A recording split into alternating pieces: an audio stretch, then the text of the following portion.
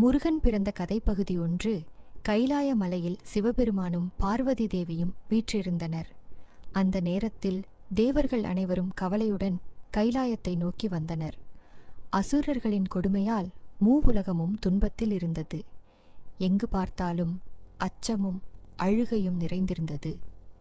தேவர்கள் சிவபெருமானின் திருவடியில் விழுந்து, இறைவா, எங்களை காப்பாற்றுங்கள், இந்த துன்பத்திற்கு ஒரு முடிவு கட்டுங்கள் என்று கண்ணீருடன் வேண்டினர்.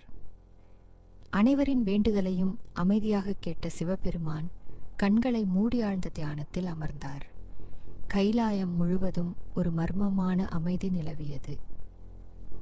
அடுத்த எபிசோடில் தேவர்களின் வேண்டுகோளை கேட்ட சிவபெருமான் என்ன முடிவு எடுத்தார்?